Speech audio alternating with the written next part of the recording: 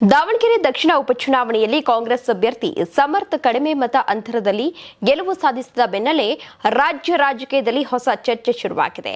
ವಿಶೇಷವಾಗಿ ಮುಸ್ಲಿಂ ಸಮುದಾಯದ ಕೆಲವು ಸಂಘಟನೆಗಳು ಇದೀಗ ಕಾಂಗ್ರೆಸ್ ಸರ್ಕಾರದ ವಿರುದ್ಧ ಅಸಮಾಧಾನವನ್ನು ಹೊರಹಾಕಲು ಮುಂದಾಗಿವೆ. ಇದೇ ಹಿನ್ನೆಲೆಯಲ್ಲಿ ಮೇ 16ರಂದು ಬೆಂಗಳೂರಿನಲ್ಲಿ ಬೃಹತ್ ಮುಸ್ಲಿಂ ಸಮಾವೇಶವನ್ನು ನಡೆಸಲು ನಿರ್ಧಾರವನ್ನು ಕೈಗೊಳ್ಳಲಾಗಿದೆ. ದಾವಣಗೆರೆ ದಕ್ಷಿಣ ಕ್ಷೇತ್ರದಲ್ಲಿ ಎಸ್ಡಿಪಿಐ 18,000ಕ್ಕೂ ಅಧಿಕ ಮತಗಳನ್ನು ಪಡೆದುಕೊಂಡಿದ್ದು ಮುಸ್ಲಿಂ ಮತ ಬ್ಯಾಂಕ್ನಲ್ಲಿ ಬದಲಾವಣೆಯ ಸೂಚನೆ ಕಂಡು ಬಂದಿದೆ ಎನ್ನಲಾಗ್ತಾ ಇದೆ. ನೀವು ಸಣ್ಣ ಆಗ್ಬೇಕಲ್ವಾ? ಅದು ಒಂದು ಉತ್ತಮ ಆಹಾರದಿಂದ ಸಣ್ಣ ಆಗ್ಬೇಕಲ್ವಾ? ಪ್ರತಿದಿನ ನಮ್ಮ ಜೀನಿ ಸ್ಲಿಮ್ ನ ಯೂಸ್ ಮಾಡಿ ಯಾವುದೇ ಸೈಡ್ ಎಫೆಕ್ಟ್ ಇಲ್ದಂಗೆ ನೀವು ಸಣ್ಣ ಆಗ್ತೀರಾ. ಈ ಬೆಳವಣಿಗೆಯ ಬೆನ್ನಲ್ಲೇ ಬೆಂಗಳೂರಿನ ಶಿವಾಜಿನಗರದ ಎಜೆ ಇಂಟರ್ನ್ಯಾಷನಲ್ ಹೋಟೆಲ್ನಲ್ಲಿ ರಾಜ್ಯದ ಪ್ರಮುಖ ಮುಸ್ಲಿಂ ಸಂಘಟನೆಗಳು, ಉಲೇಮಾಗಳು, ಜಮಾವತ್ತು ಮುಖಂಡರು, ವಕೀಲರು, ನಿವೃತ್ತ ಅಧಿಕಾರಿಗಳು ಮತ್ತು ವಿವಿಧ ಒಕ್ಕೂಟಗಳ ಪ್ರತಿನಿಧಿಗಳು ಮಹತ್ವದ ಸಭೆಯನ್ನು ನಡೆಸಿದ್ದಾರೆ.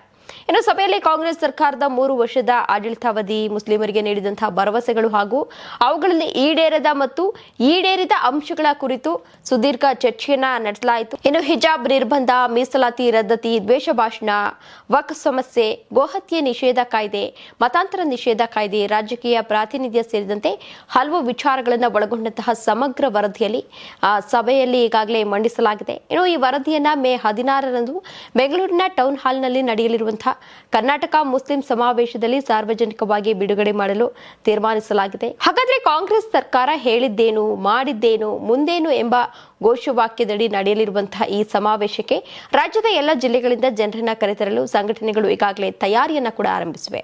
ಇನ್ನು ಈ ಸಮಾವೇಶಕ್ಕೆ ಯಾವುದೇ ರಾಜಕಾರಣಿಗಳಿಗೆ ಆಹ್ವಾನವನ್ನ ನೀಡದಿರಲು ನಿರ್ಧಾರವನ್ನ ಮಾಡಲಾಗಿದೆ. ಸಮಾವೇಶದ ಬಳಿಕ ವರದಿಯನ್ನ ಮುಖ್ಯಮಂತ್ರಿ, ಉಪಮುಖ್ಯಮಂತ್ರಿ ಹಾಗೂ ಸಚಿವರಿಗೆ ಸಲ್ಲಿಸುವಂತಹ ಸಾಧ್ಯತೆ ಇದೆ ಎಂದು ಮೂಲಗಳು ತಿಳಿಸಿವೆ.